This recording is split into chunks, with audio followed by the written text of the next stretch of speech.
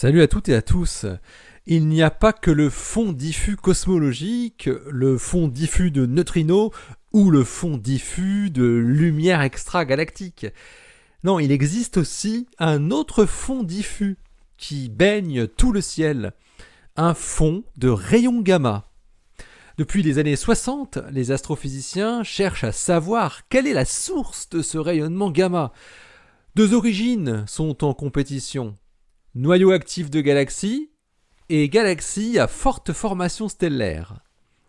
Eh bien, une étude parue dans Nature la semaine dernière vient de montrer quelle est la bonne source. Astronomie, astrophysique, cosmologie, astroparticules. Ça se passe là-haut, par Eric Simon. Matt Roth de l'Australian National University et ses collaborateurs ont modélisé l'émission de rayons gamma des galaxies et ont comparé leurs résultats avec les prédictions d'autres sources. Ils ont analysé les informations obtenues sur de nombreuses galaxies telles que leur taux de formation d'étoiles, leur masse totale, leur taille physique et leur distance. Roth et son équipe ont exploité des données du télescope spatial Hubble et surtout du télescope spatial Fermi, qui est spécialisé dans la détection des rayons gamma de haute énergie. Fermi détecte un fond diffus de rayons gamma dont l'énergie s'étale entre 0,1 GeV et 1000 GeV. Il permet de bien séparer les photons gamma qui proviennent du disque galactique de ceux qui proviennent de toutes les directions et qui forment donc le fond diffus. Les chercheurs ont élaboré un calcul de la contribution que devraient avoir les galaxies à forte formation d'étoiles au fond de rayons gamma. Un calcul qui ne repose pas sur des relations empiriques, mais sur un modèle physique de l'émission gamma qui est produite lorsque les rayons cosmiques accélérés dans les restes de supernovas interagissent avec le milieu interstellaire. Il détermine les flux de photons gamma produits à la fois par des interactions de noyaux atomiques et d'électrons.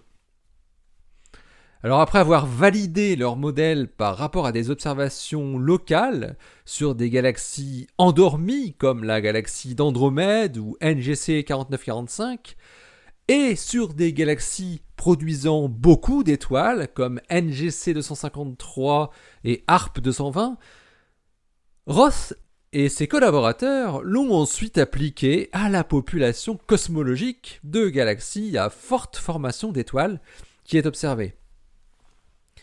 Ils retrouvent alors une excellente correspondance à la fois avec l'intensité totale et avec la forme spectrale du fond diffus de rayons gamma. Ils en déduisent que les galaxies à forte formation d'étoiles peuvent à elles seules expliquer l'intégralité du fond diffus gamma sans avoir recours aux noyaux actifs et autres quasars ou blazars. Et les chercheurs montrent également que les contributions relatives au fond apportées par des galaxies ayant des taux de formation d'étoiles et des décalages vers le rouge différents, impliquent que le fond, aux énergies les plus basses, est dominé par les galaxies les plus éloignées, situées aux environs de Z égale 1 à 2, tandis qu'aux énergies plus hautes, où l'atténuation par la lumière de fond extragalactique a un effet plus important, la contribution dominante se déplace vers les redshifts inférieurs, les galaxies les plus proches.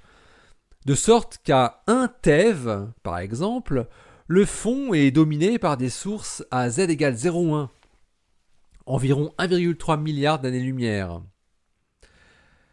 Les chercheurs remarquent qu'à toutes les énergies, la contribution dominante provient de galaxies qui ont des taux de formation d'étoiles élevés, mais pas extrêmes pour leur redshift. Alors il est important de replacer cette conclusion selon laquelle les galaxies à forte formation stellaire dominent le fond diffus et isotrope de rayons gamma dans le contexte de travaux récents. Un certain nombre d'auteurs avaient en effet soutenu que les blazars et d'autres sources de type AGN, des noyaux actifs de galaxies, contribuaient de manière substantielle ou même dominaient le fond diffus gamma.